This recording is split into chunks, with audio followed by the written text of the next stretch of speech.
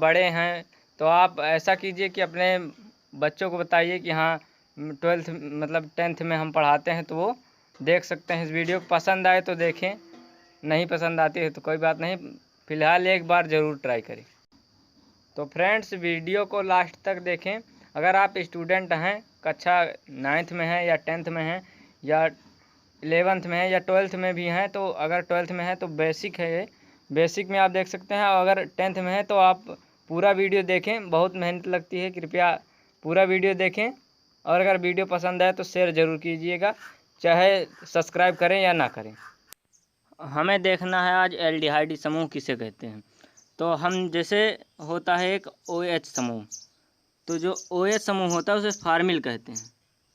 OH समूह में formyl है। और अगर OH समूह OH समूह को कहते हैं फार्मिल समूह, और अगर OH समूह हाइड्रॉक्सी समूह कहते हैं, हाइड्रॉक्सी समूह कहते हैं, इसे हाइड्रॉक्सी समूह कहते हैं। जब OH समूह किसी असंतृप्त हाइड्रोकार्बन, हाइड्रॉक्सी समूह कहते हैं। और जब ये किसी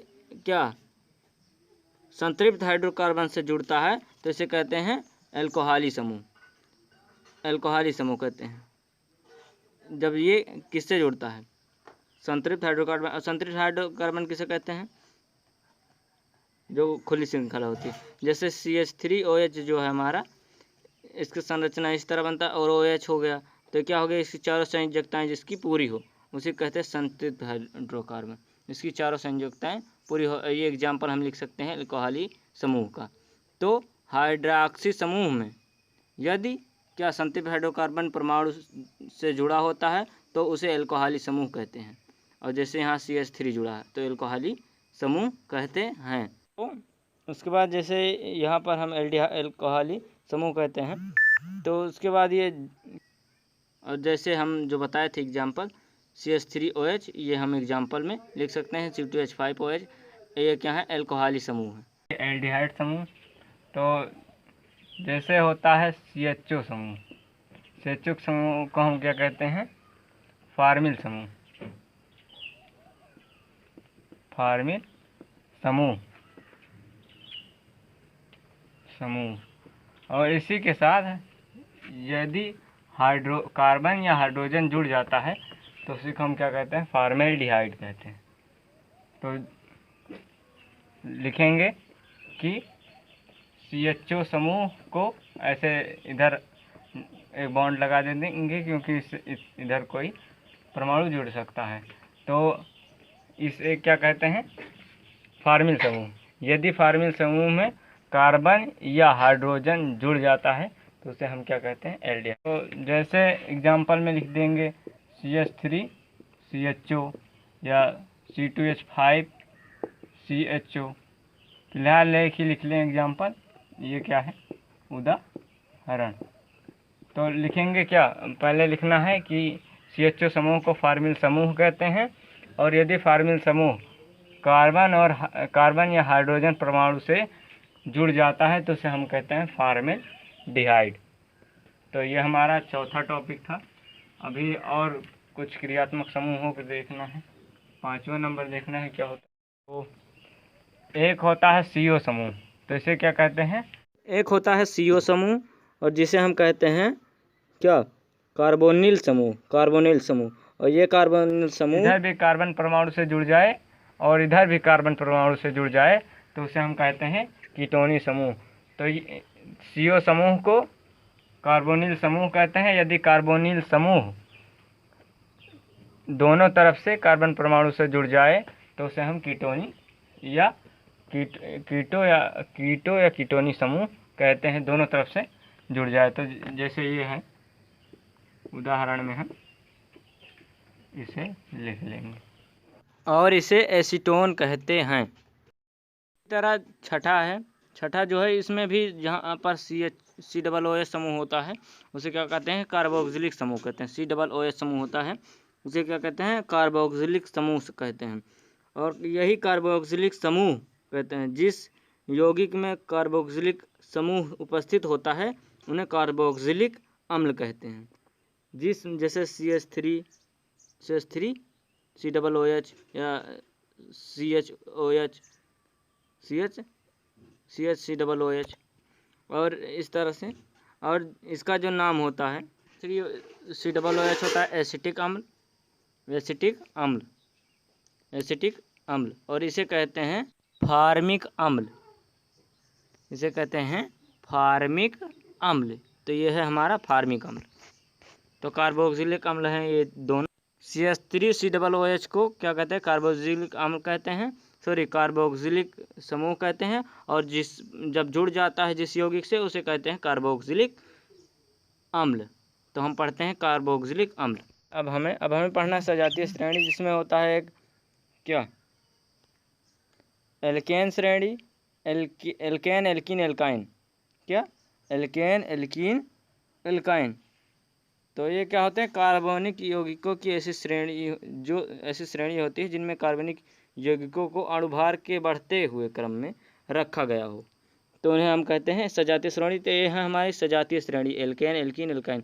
इसका सामान्य सूत्र होता है CnH2 में जो है जो यन होता है, यन जो होता है कार्बन की संख्या को प्रदर्शित करता है, और यन जब हम संख्या रखेंगे तो अगला यौगिक मिलता जाएगा, मतलब अगले ऐसे एल्केन के जितने भी हैं सब मिलते जाएंगे। जैसे हम एक एक रखेंगे सब मिलते जाएंगे, जैसे रखेंगे 1 2 3 4 तो फर्स्ट सेकंड थर्ड सब मिलते जाएंगे। जैसे CH रखे, फिर 1, फिर 1 1 2 4 हो जाएगा।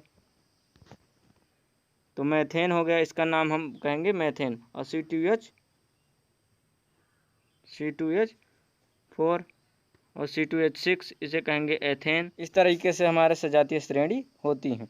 तो मतलब जो होते हैं उनके अणुभार के बढ़ते हुए क्रम में होते हैं कार्बोक्सिलिक अम्लों की ऐसी श्रेणी जिनमें कार्बनिक यौगिकों के अणुभार के बढ़ते हुए क्रम में रखा गया हो, जिससे प्रत्येक सदस्य के समान क्रियात्मक समूह उपस्थित हो, तथा जिनके दो क्रमागत सदस्य के अणुभार सूत्र के केवल CH2 का अंतर हो, मतलब CH2 का ही अंतर हो, सजातीय श्रेणी कहते हैं। आप नोट कर सकते हैं, एल्केन है, एल्कीन है, एल्काइन है, ये सब हमारी क्या है?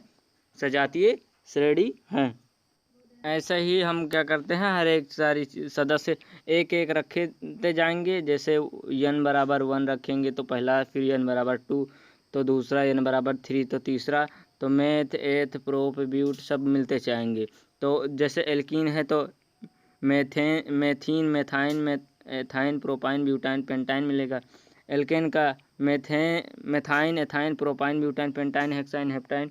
इस तरह से हमारे जो हैं सारे जो सजातीय श्रेणी होती हैं ये बहुत ही आसानी से, मतलब अणुभार जो होता है उनका बढ़ता है और केवल CH2 का अंतर होता है, तो इन्हें हम क्या कहते हैं? सजातीय श्रेणी कहते हैं। पहले हम सजातीय श्रेणी पढ़ने से पहले कुछ जो है जैसे उनका नाम किस तरह से रखेंगे तो ये हम पढ़ लें। जो बेसिक फंडा है इसमें क्या क्या होता है, इसमें बेसिक किस तरह से हम करेंगे कि नाम आसानी से याद कर सके। जैसे IPSC नाम आएगा तो उसे हम किस तरह से नाम लिखें, तो ये हम बताएंगे कि किस तरह से सबसे आसानी से लिखें। तो उसमें जैसे मैथ एथ प्रो ब्यूट है तो ये सब हम लिख लेते हैं। अब यहाँ पर देखेंगे एक कार्बन हो तो मैथ पढ़ते हैं, 2 कार्बन रहेगा तो एथ पढ़ेंगे, 3 कार्बन रहेगा प्रोप, ऐसे ही 4 but, 5 pent, 6 hex, 7 hept, 8 oct, फिर 9 पर नॉन, फिर 10 पर डेक। मतलब जैसे CH4 है तो उस पर मैथ है, और एन मतलब क्या है? वो क्या है? एल्केन श्रेणी का सदस्य है तो क्या हो जाएगा? मेथेन। अगर वो जैसे क्या है? एथिलीन है या एथीन जिसे कहते हैं, तो एथीन है तो 2 कार्बन के लिए एथ प्लस इन बराबर एथीन। इस तरह से हम पढ़ेंगे इसको। तो क्या है? फिर 7वां हेक्स, फिर ऑक्ट, फिर नॉन, फिर डेक। इस तरह से आप रट ले, meth eth prop but pent hex hept oct non dec, meth eth prop but pent hex hept oct non dec. ऐसे ही जल्दी जल्दी कह करके आप आसानी से याद कर लेंगे। और मेरे महान गुरुओं, जो आप अभी तक अगर वीडियो में बैठे हैं तो देखो कि एल्केन किसे कहते हैं। तो जैसे CN, इसका समान सूत्र CnH2n+2 होता है, तो इसे क्या कहते हैं? इसका समान सूत्र जो होता है CnH2n+2 होता है। किसका? एल्केन के सदस्यों का समान सूत्र CnH2+2 होता है। इस श्रेणी के सदस्य को एल्केन या पेरानिल या एलिफेटिक संतृप्त हाइड्रोकार्बन कहते हैं। एलिफेटिक संतृप्त हाइड्रोकार्बन कहते हैं। एलिफेटिक संतृप्त हाइड्रोकार्बन कहते हैं। एलिफेटिक संतृप्त हाइड्रोकार्बन किसे कहते हैं? जैसे हमने लिखा सी, तो ये क्या है हमारा एलिफेटिक। एरोमेटिक मतलब ये जैसे हम बनाए ये डिब्बा बंद श्रृंखला, तो जो खुली श्रृंखला होती है, जैसे सी के चारों तरफ कोई भी तत्व जुड़ सकता है, उससे CH2 CH2 CH2 CH3, तो ये हमारे क्या हैं, खुली श्रृंखला है, इसे एलिफेटिक कहते हैं। जो बंद श्रृंखला होती है उसे एरोमेटिक कहते हैं। तो इसका समान सूत्र होता है CnH2n+2। CN, इससे क्या होता है, ये इसका समान सूत्र होता है। इससे हम कोई भी जैसे 8वां 9वां 10वां सब निकाल सकते हैं, सारे सदस्य जितने भी हैं सब निकाल सकते हैं। अब पहला देखेंगे हम, जैसे हम n बराबर 1 रखते हैं तो पहला सदस्य हमारा आएगा क्या। अब जैसे C बराबर है, C है तो C वैसे ही लिखिए, ठीक। अब n बराबर हमें 1 रखना है, और 1 रखेंगे तो वही होगा, C ही होगा। जैसे C है, ध्यान से समझो, और C है, फिर इंटू 1, उसके बाद H है, H लिखिए, उसके बाद 2 है, अरे सूत्र में 2 है तो 2 लिखिए, और प्लस इंटू 1 है तो 1 लिखिए, और प्लस 2 में है ना सूत्र में, तो वही लिख दो। उसके बाद क्या होगा, C का मल्टीप्लाई 1 में से वही C, H है, और 2 का मल्टीप्लाई 1 से मतलब गुणा 1 से होगा, 2 का अगर 1 से 1 से होगा 2 का गुणा तो क्या आएगा, 2 आएगा, और 2 वो है, 2 प्लस 2 बराबर 4 होगा। लेकिन देखो अब 2 है और उसका जो है वो 2। उसके बाद CH2 2 + 4, ये हमारा आ गया, ये दोनों हमारे ऐड हो गए, पहला सदस्य हमारा आ गया। ऐसे देखेंगे दूसरा सदस्य कैसे निकालेंगे, फटाफट जल्दी से देख लेते हैं। तो n बराबर 2 रखे, वो हमारा था पहला सदस्य, क्या था, पहला सदस्य, और जिसका नाम हम मेथेन, मैथ लिखो प्लस एन जोड़ दो, क्या होगा मेथेन। मैथ हम बताए थे कार्बन के लिए मैथ, और एन जोड़ दो। उसके बाद n बराबर 2 रखे, n बराबर 2 रखे, रखेंगे भी, C है तो C रखे, n बराबर 2 रखे। उसके बाद H है तो H लिखेंगे, उसी तरह 2 है सूत्र में तो 2 लिखेंगे। उसके बाद n का मान हमने क्या लिया है 2, और प्लस 2 जो है सूत्र में, और तो हो जाएगा C2H2, 2 दूना 4 हो जाएगा, और प्लस वो 6, मतलब 2 दूना 4, और जो प्लस में है वो 6, तो इसे कहेंगे एथेन। देखो 2 के लिए कहा था, 2 कार्बन के लिए एथ प्लस एन, 2 कार्बन के लिए एथ और प्लस एन जोड़ेंगे तो क्या होगा एथेन। चाहे जो हो, तो मैथ लिखो, एथ लिखो, प्रोपलियो लिखो, और उसमें एन जोड़ दो, तो वो हमारा क्या होता है एल्केन। और उसके बाद तीसरा देखेंगे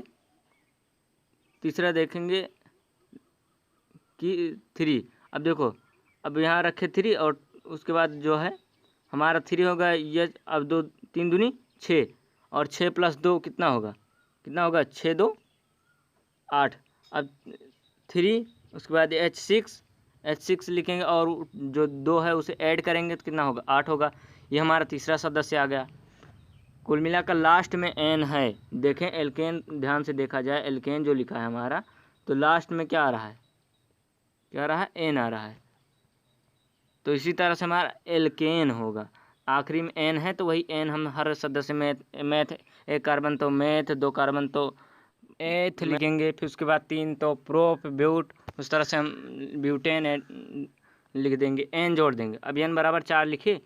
अब देखो C है तो C लिखे सूत्र में, n बराबर हमें क्या दिया है, n बराबर हम रख रहे हैं 4, तो 4 रखे n बराबर। H है तो H लिखे, 2 है तो 2 सूत्र में है तो 2 लिखे, और n जो है n हम लिए हैं 4 और प्लस 2, बस यही हमें हल कर लेना है, तो 4 हो जाएगा। उसके बाद वही है, और 4 दूनी 8 + 2, तो C 4 और H 10, मतलब ये आ गया हमारा मैथ एथ प्रोप। चौथा है तो प्रोप, और एन जोड़ देंगे प्रोपेन, इस तरह से हम लिखेंगे। तो ये हमारा प्रोपेन क्या है, प्रोप है, और प्लस एन जोड़ देंगे तो क्या हो जाएगा प्रोपेन।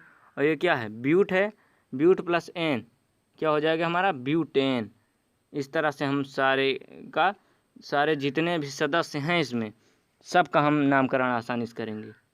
अब हम देखेंगे अगला जो है एल्कीन श्रेणी। एल्कीन श्रेणी जो है इसमें क्या होता है CnH2n, यह होता है हमारा सूत्र। 1 कम कर दो, जैसे CnH2n+2 होता था, अब CnH2n+1 क्या किया हमने, 2 जो है हटा दिया। इस श्रेणी का समान सूत्र ये होता है इनके, और इस श्रेणी के सदस्य को एल्कीन या ओलिफिन कहते हैं। इस श्रेणी के प्रत्येक सदस्य की संरचना में एक कार्बन कार्बन द्विबंध उपस्थित होता है। इस श्रेणी के कुछ प्रमुख सदस्य हम देखेंगे आगे। तो इसमें क्या होता है, द्विबंध होता है। उस पहले में जो था एक बॉन्ड था, इसमें डबल बंध होगा, मतलब डबल बंध बनाएंगे, इसमें द्विबंध होगा, कार्बन कार्बन द्विबंध। तो पहला सदस्य देखेंगे, पहला सदस्य लिखते हैं। पहला सदस्य लिखेंगे, यहाँ पर ध्यान देना, पहला सदस्य जो होता है इसमें 2 से स्टार्ट होता है, फर्स्ट से नहीं स्टार्ट होगा, क्योंकि उसमें जो है संयोजकता कार्बन की 4 होती है, उसमें संयोजकता जो है बची रहेगी। तो पहला सदस्य कार्बन मतलब n बराबर 2 रखेंगे, तो 2 रखे, H बराबर ये 2, और उसके बाद C2, n बराबर 2 रखे C2, और 2 दूना 4 C2H4, ये हमारा होगा क्या। अब देखो इसका नामकरण किस तरह से करेंगे। तो 2 कार्बन के लिए एथ लिखेंगे, एथ लिखे प्लस इन जोड़ देंगे, तो क्या हो जाएगा, एथीन। तो इस तरह से हमारा ये लिखे बड़ी रहेगा, एथीन। उसके बाद इसका नाम क्या है, एथीन, या एथिलीन भी कहते हैं, तो कहते हैं एथिलीन भी कहते हैं। ये हमारा पहला सदस्य आ गया। अब ध्यान से फिर से एक बार देख लो कि किस तरह से करेंगे। जैसे है एथ, एथ है, एथ लिखे, दूसरा सदस्य है 2 कार्बन के लिए एथ, और प्लस इन जोड़ देंगे, तो क्या हो जाएगा, एथीन, एथीन हो जाएगा, क्योंकि बड़ी मात्रा लग जाएगा था में, तो हो जाएगा एथीन। इस तरह से हमारा बनेगा। अब स्टार्ट करेंगे हम दूसरा सदस्य इसका ज्ञात करना है। दूसरा सदस्य किस तरह करेंगे ये हमें देखना। तो दूसरा सदस्य ज्ञात करने के लिए हम लिखेंगे n बराबर रखेंगे हम कितना, 3 रखेंगे, n बराबर 3 रखेंगे। n बराबर जब हम 3 रखेंगे तो सूत्र में रखेंगे वही जो है CnH2n। तो CnH2n में हम जब n बराबर 3 रखेंगे तो क्या होगा, n बराबर 3 C3, और उसके बाद H2 जो सूत्र में है, और n बराबर 3, तो C3H6, सॉरी C3H6। तो ये हमारा अब दूसरा सदस्य आ गया। अब नामकरण किस तरह से करेंगे। नामकरण करने के लिए क्या, मैथ एथ प्रोप प्लस इन बराबर प्रोपीन। लास्ट में देखो एल्कीन में इन है तो प्रोपीन, देखो प्रोप लिखे प्लस इन जोड़ दिए, तो क्या हो जाएगा, प्रोपीन, प्रोपीन, प्रोपीन। तो मैथेन एथीन प्रोपीन। इस तरह से हम किसी भी सदस्य को निकालेंगे। अब थर्ड देखते हैं, C4H2 इंटू, इस तरह से निकालेंगे, चाहे जो निकाल लो। उसके बाद 4 दूनी 8, तो ये हमारा आ गया चौथा सदस्य। इस तरह से 5वां निकालना है, 5वां निकालेंगे, तो इस तरह चौथा निकालेंगे। चौथा निकालने के लिए क्या किए, गुणा कर दिए, वही पर रख के, बस आराम से निकल आया उस तरह से। तो किसी भी सदस्य को निकालना है तो बस उनका सामान्य सूत्र हमें याद रखना पड़ेगा। ब्यूट प्लस इन बराबर ब्यूटीन, ब्यूटीन ये हमारा इसका नाम है, ब्यूटीन। और इस तरह से उसका भी आप नामकरण कर लीजिएगा।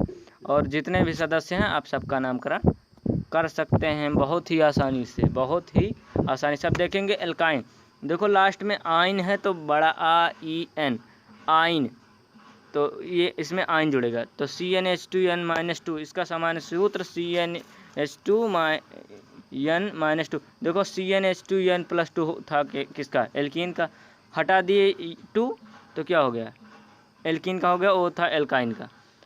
अगर इसमें से माइनस कर दिए तो ये हमारा किसका हो गया, एल्काइन का हो गया।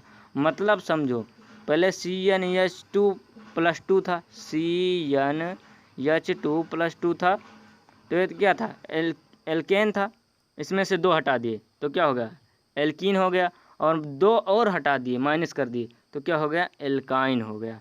इसी तरह से हम तीनों का भी आसान से तीनों का याद कर सकते हैं ट्रिक के माध्यम से। और इनके जो सदस्य होते हैं, इनके सदस्यों को हम एल्काइन कहते हैं। एल्काइन के सदस्य इस श्रेणी में प्रत्येक सदस्य की संरचना में जो होता है कार्बन कार्बन त्रिबंध होता है, ट्रिपल बॉन्ड होता है, कार्बन कार्बन त्रिबंध उपस्थित होता है। तो ये हम लिख सकते हैं इसकी डिफिनेशन में, जितने भी हम बताते हैं या आराम से आप इसकी डिफिनेशन में लिख सकते हैं। अब इनका सदस्य देखो, मेथ प्लस आइन जोड़ेंगे अब इसमें। आइन तो मेथाइन, क्या मेथाइन, मेथ प्लस आइन बराबर मेथाइन, मैथ प्लस इन बराबर ethyne, meth plus methyne ethyne propyne butyne pentyne hexyne heptyne, आराम से निकाल सकते हैं। अब एन बराबर हम 1 रखे, एन बराबर 1 रख रहे हैं। उसके बाद एच, और उसके बाद जो है 2 और 1 माइनस 1। देखो सी 2 का गुणा 1 से होगा वही, और उसके बाद जो माइनस है तो घट जाएगा तो हो जाएगा 0, मतलब कि ये पहला सदस्य नहीं है। पहला सदस्य जो होगा 2 से स्टार्ट होगा। एन बराबर 2 रखा जाएगा तो हमारा पहला सदस्य प्राप्त होगा। तो एन बराबर 2 रखेंगे, किस तरह से प्राप्त होगा देखेंगे। तो पहले सूत्र जो है हमारा होता है CnH2n-2। सूत्र में C है तो C लिखे, n बराबर 2 रखेंगे, H है और 2 लिखेंगे, फिर n जो है हमारा n बराबर 2 जो हमने लिया है 2 और माइनस का 2, तो C2 H 2 दूना 4, और 4 में से 2 जाएगा तो कितना बचेगा 2, तो C2H2 4 में से 2 माइनस हो जाएगा। चिन्ह वही संख्या का लगता है जो संख्या बड़ी होती है, तो यहाँ बड़ा 4 है इसलिए हम यहाँ पर लगा रहे हैं। और इसका संरचना, अब जैसे संरचना कैसे बनाएंगे, इधर से एक H और इधर से एक H, तो इसकी संयोजकता 2 खाली हैं, तो यहाँ पर क्या ट्रिपल बॉन्ड हमारा लगेगा। इस तरह से यहाँ पर बॉन्ड भी लगता है। ट्रिपल बॉन्ड किस तरह से होता है आप आसानी से जान सकते हैं। अब देखेंगे हम जो दूसरा सदस्य है, n बराबर 3 रखेंगे तो हमारा दूसरा सदस्य मिलेगा। तो अब यहाँ पर इसका नाम पहले देख लेते हैं, एथ प्लस आइन। तो एथ प्लस आइन बराबर क्या होगा एथाइन। तो इस तरह से हम इसका नामकरण कर सकते हैं। उसके बाद जब ये है C3, उसके बाद जो सूत्र रख दिए उसी में, तो C3 यह 3 दूनी 6 और -3 मतलब कितना हो जाएगा 6 से 2 गई 4, तो यहाँ पर C3H4 आ गया हमारा। अब इसका नामकरण किस तरीके से करेंगे, नामकरण करने का क्या तरीका है हमारा, मैथ एथ, इसका क्या नाम है प्रो प्लस आइन बराबर प्रोपाइन, आराम इसका नामकरण कर सकते हैं।